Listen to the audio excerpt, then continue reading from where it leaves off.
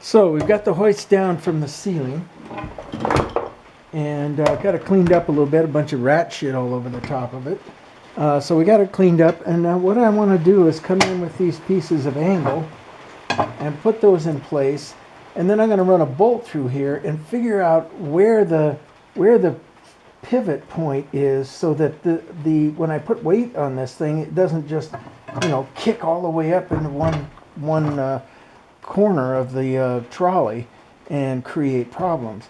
So I think what I'll do is go ahead and bolt this in place and run a bolt through there, hang this, and put a little weight on this thing and see what happens to the crane itself. So let's go ahead and just put some bolts in.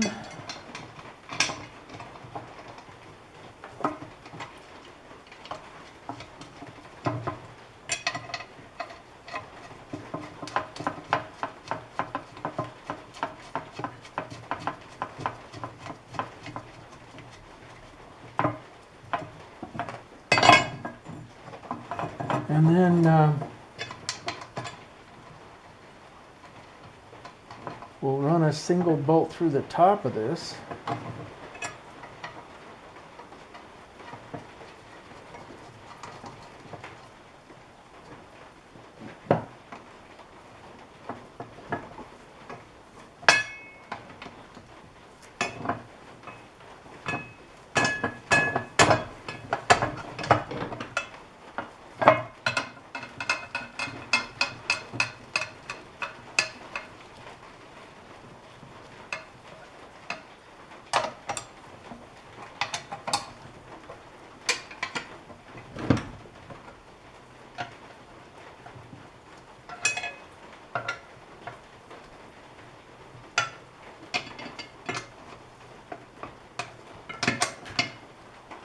Okay, let me go grab a bolt.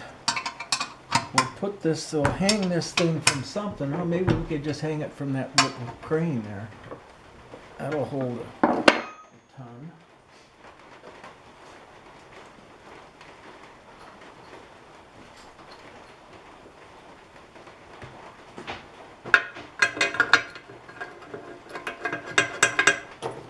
Run this hook through there, connect this up to something, and lift it up and see what happens. I'll be back in a minute, and once I get that set up. Well, I think I got it figured out here. It's it's kind of a flying by the seat of your pants sort of situation. So the rail wants to run this way across the hoist. And the center point is right about in the middle of that label, which would be, and let me just get a pen and mark that.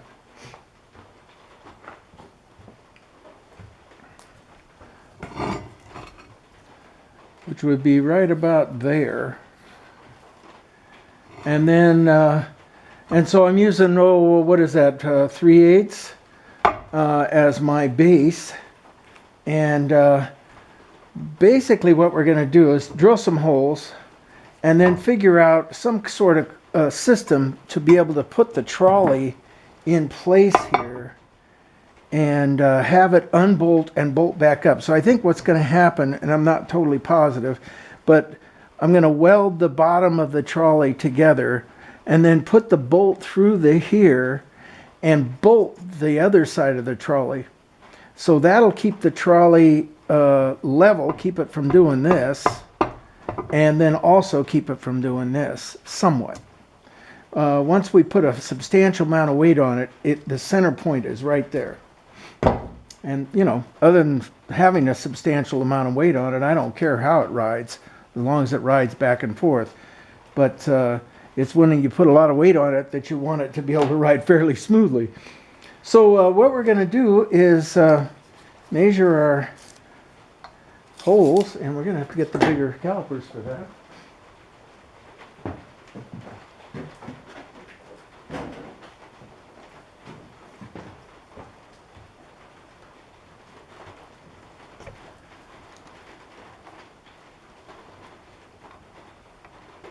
And I just measure one side to the other on the same side of the hole, and then I know I'm pretty well centered.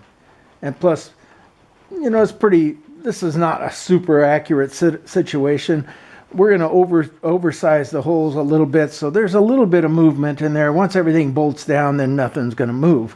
But we want to be able to get a little bit of movement. So we've got 7 inches, 200 and let's say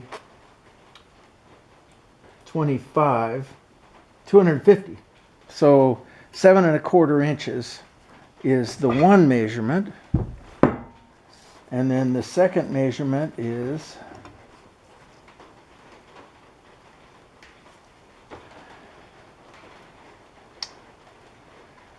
3 inches 9/50.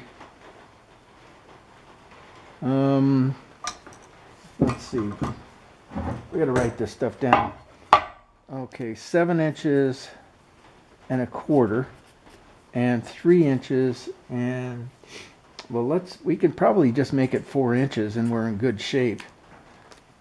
Okay, good. So we'll lay that out and figure out where we want to be. Let's see, we can probably just go ahead and do that. And I'm thinking we're right about there. Yep. There's our mark. And then we want to go 7 1/4 inches.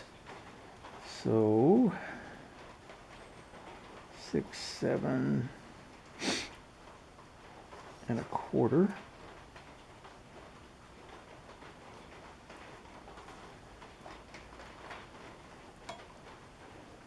Let's strike a mark up here too.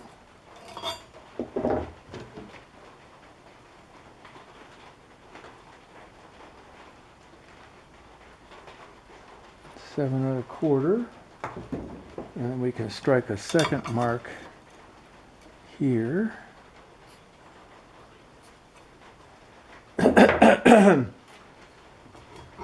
Now our distance on this direction is about there. I'd say a little bit higher. And that was 4 inches. 4 inches.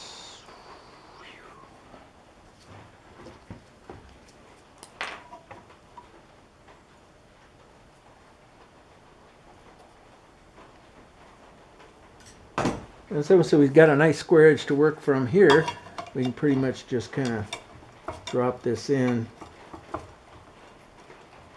figure out where 4 inches is at, come over here and strike our line. And then the same here. We just do it really skinny. All right. Well, that should be 4 inches. Yes. Yes. And let's counter check this. It just doesn't look right. This hole is fine, but this hole doesn't look right. So how about if we do it this way?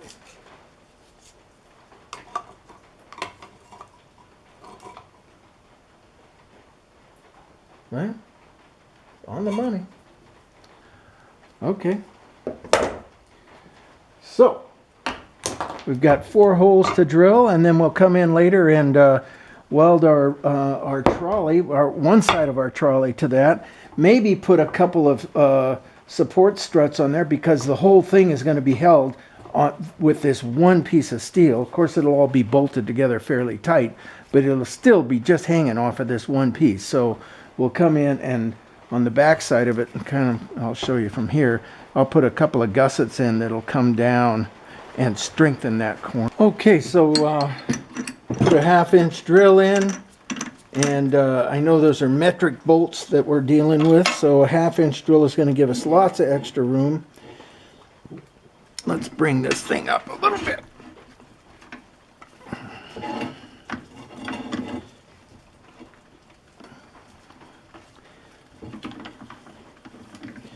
Make sure I'm going to go through the hole rather than into the table. And since I got all my sharp edges rounded off, I can just kind of hang on to this because there's plenty of leverage here.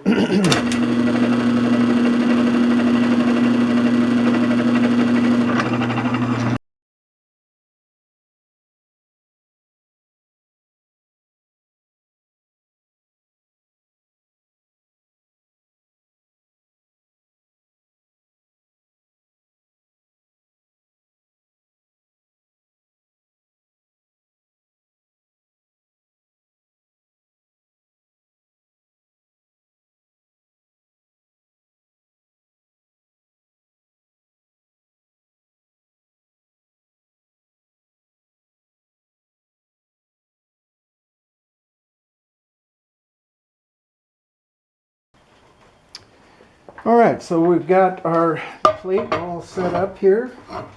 Let's see if the bolts are going to go in. And later on, I'm going to come in and put washers behind these bolts just because it feels better to have that. Now, if our beam's going to run right down the center of this, we'll use this little piece here as a guide just to tell us what we're doing. And there's our center line, or our balance line. So we'll just set that up right on the beam. We'll square the beam up.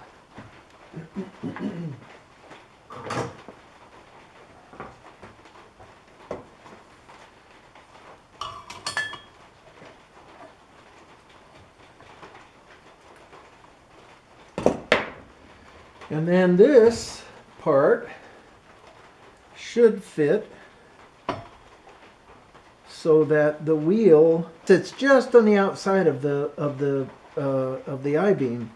So that's about right there. So then we mark our spot, and that's where we want to weld this, which is right there. Now, of course, we got to grind off all this paint so that we don't get polluted out of this place. And then V it a little bit. Actually, we don't need to V it, but we definitely need to wipe off all the paint. And I'm wondering if maybe the other side doesn't have the... Yes, the other side is the plain side. So we'll go ahead and weld this side to it, because then that'll stay on there, and you know, we won't break any rules by not removing the tag. Do not remove. Yeah, so we won't remove it. And this can sit right like that. And I think we can just weld that to it. Just okay, like, and I heard a couple of you say, oh, how come he's not going to take us over to the grinding table and show us how to grind? Well, hey, okay, you're here. And you're going to be, I'm not sure I'm going to show you how to grind, but I'll show you how I grind. That's, you know, that's saying something. So, first thing we do is take the grinder.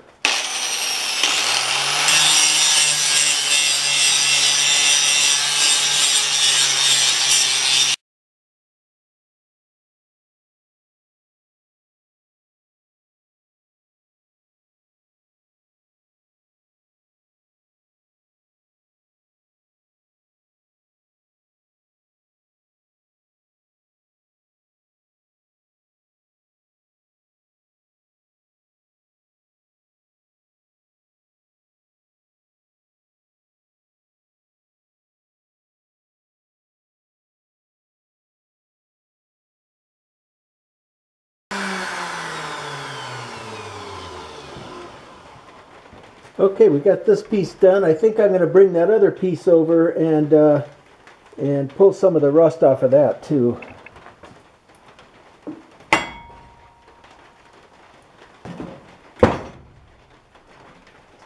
All right.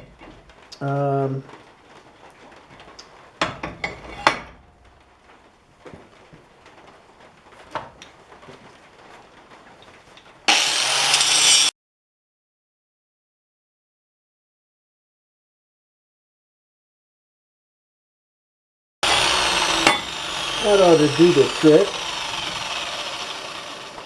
So now we're going to set this up to weld.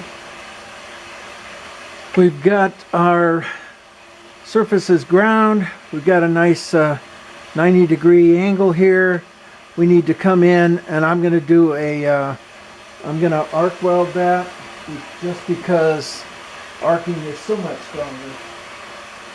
And I need to plug in the arc welder. All right, this is pretty much the approach I'm going to take here. Oh no, we can't do that because we have to be able to put the bolt through there. Ha! All right, so we're going to move this over here and get it as far over as possible. Let's just check that bolt in. Yeah, that'll do just fine. And so we're going to put one on this side and one over on this side. And that should pretty much cover it. It looks like we're off a few degrees though. So I think what I'm going to do, notice how there's a big gap on top. I think what I'm going to do is just grind off some of that bottom section there so that it kind of levels out a little bit. Okay, that looks pretty good. I think we're all set. The nut will, for the bolt head, will fit through here, and these bolts will fit through there, so I think we're pretty well set. Now we'll go back in. We're going to pull these.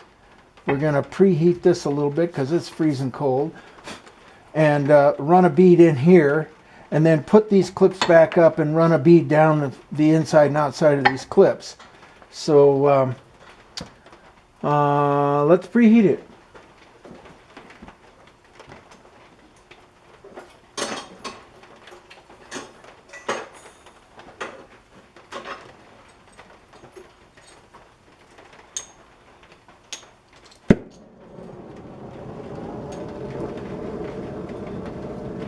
And since we got a lot of paint hanging out here, I think I'm going to turn my vent fan on.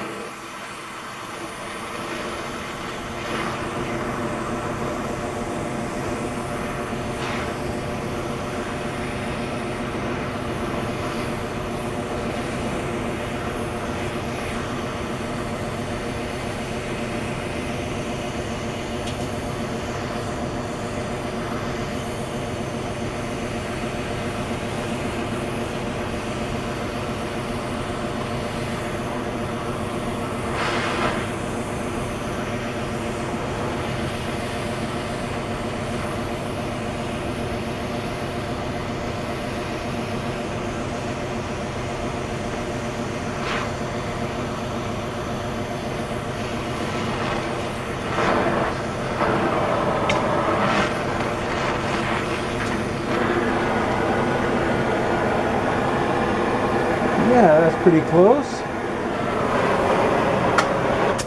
Okay. Now, let's do a tack, and then we're going to see how it sets up, because we're just held with a magnet, and then if we have to tweak it a little bit, we can do that.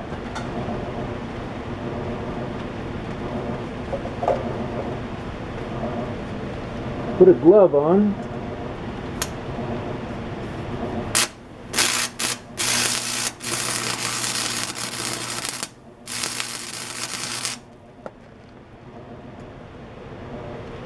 And let's see how square we are.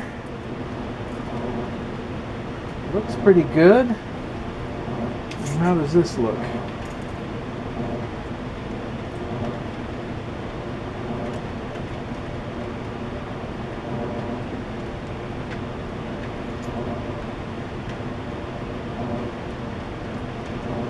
Yep, we're in pretty good shape. Alright, we're going to come back in and run the pass from the other direction.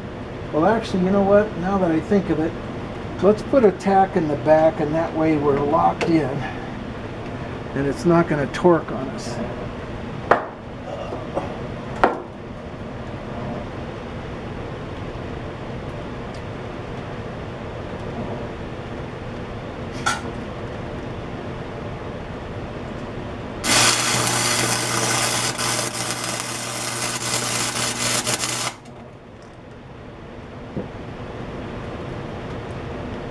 All right,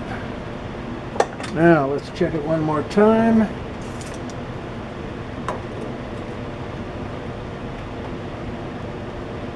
Looks like we moved just a little bit.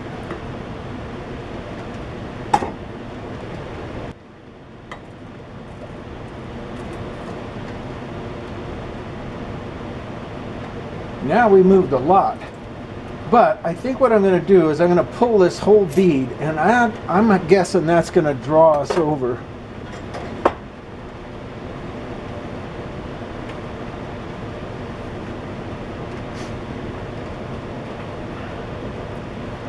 We can only hope.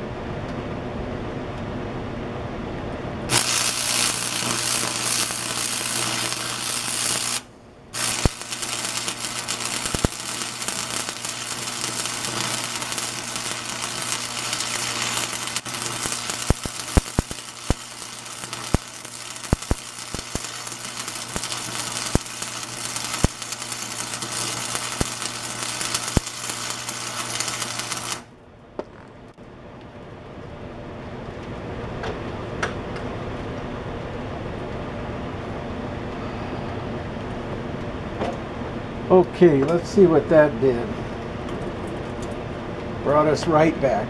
Perfect.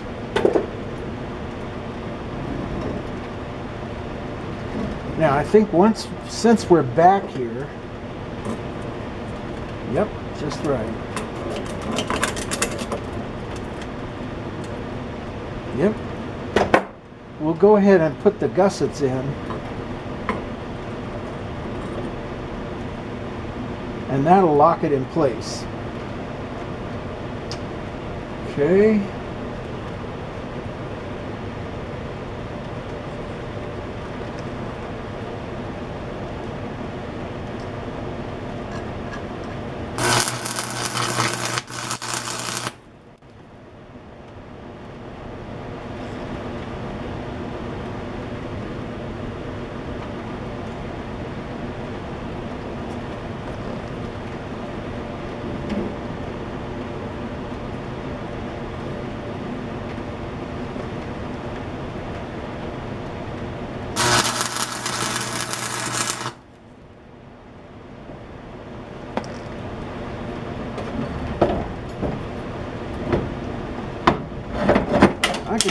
I can do vertical welding, but you don't have to. There's no reason to.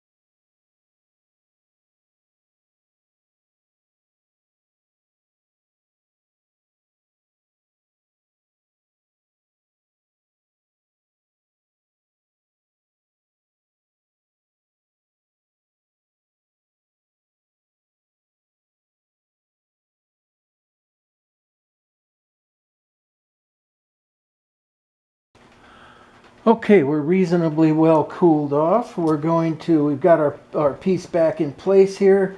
Let's put a couple of bolts in here, get things buttoned down, and I think we can go ahead and go hang it. Of course, we got to get our shims right, but you know, that just takes a few minutes, I hope. As usual, you know, you think something's going to take a couple of minutes, and a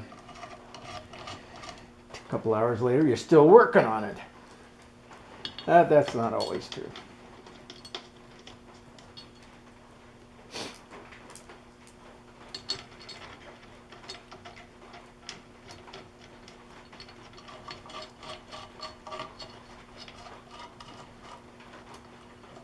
One thing for sure, this thing sure is beefy.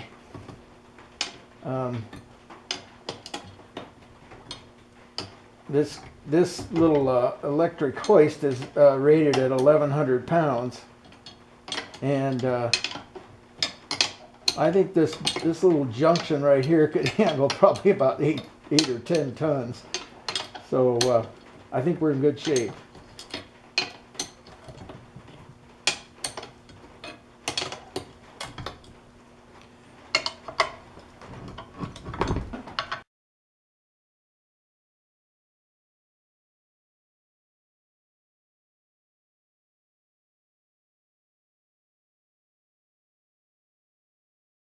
Whole mess here. And it looks like it'll fit just fine, but I'm thinking it's just a bit high, so maybe I'm going to toss it in the mill and take off this bottom edge here, maybe a 1/4 inch of that or something like that, just to make sure that we've got plenty of play, because that really is looking high. So let's go over to the mill. I know this thing's way up in the air, but I think it's pretty solid, and I think we're just we're going to take real light passes here. Let's just see how it goes.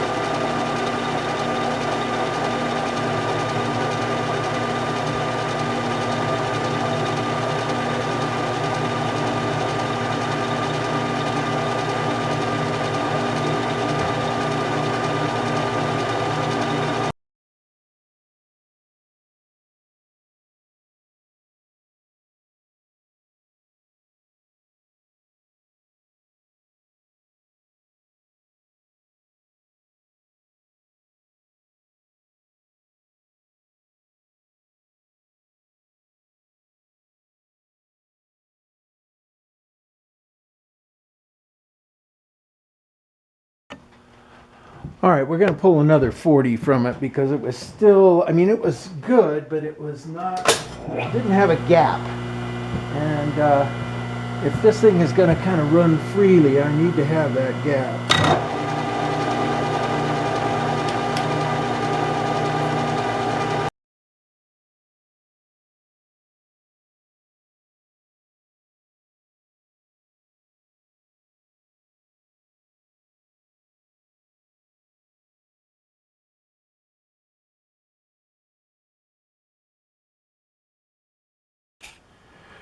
Okay, we've got the hoist up and in place, and you can see it's sitting right there, rolling on the rail, and it rolls very well. We want to give it a test here pretty quick, but I think it's going to be fine. And if you look down the rail, we've got a fairly straight rail. It looks like there at the end it kind of drops down a little bit, but you know, I've tested it, and it runs just fine, even though it's not perfectly level. But we get, I'm just gonna give it a push, and it rolls pretty good. So soon this will be in complete operation, and we'll be having, being able to carry heavy loads across the tops of benches and welders and bridge ports and all of that stuff. Okay, Nick Collier here, and this is going to be, the crane is done. This is going to be the first use of the crane. We are going to pick up this cement mixer up in the air and roll it all the way to the other end of the building, and then and pour a bunch of cement. So if you hang in there, we'll go ahead and do that. Hey, John, you want to get in on this? My buddy John, he's going to operate the crane, and I'm going to operate the camera. Whoa, wait a second, we broke loose. I'm not sure if that's going to work. So pull this one.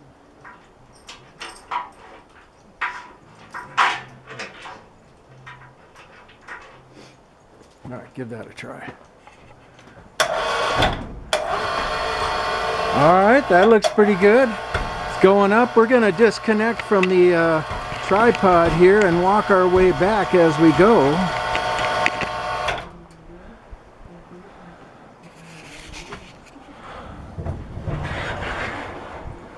Okay, it looks like it's going pretty good. And you can just disconnect the electrical. Make sure we're tall enough, John. Maybe a little bit taller. Oh, we can't go much taller. All right, well, that's no problem.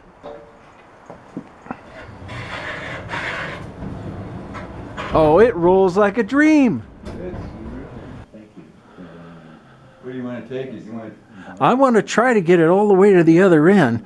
I'm not sure if it's going to go over that lathe. I think what I better do is set the camera down. Let me come in here and just take a couple more shots of where we're going.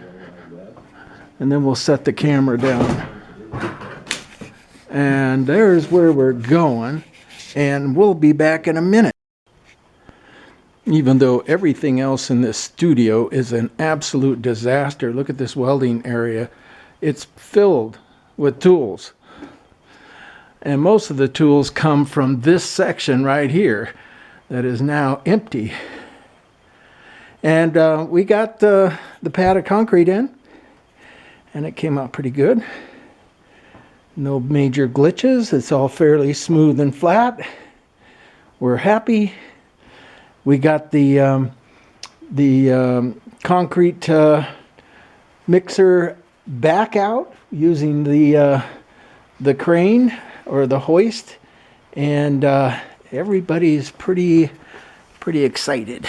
Well, everybody, me, my wife, she, oh boy, she thinks concrete is just the best thing going. But it is the best thing going, and in about a week or two, we're going to move the lathe over into this area. And then the disaster of a floor that you see over here, which is dirt, and it's been dirt for about 10 years now, is going to become a wooden deck. And, I thought about concrete, and I just have a hard time with concrete physically. My knees give out on me, everything else. And I made this, we're going to walk over to here. I made this wooden deck actually as an emergency, and here's all my steel, as an emergency to put the Bridgeport in.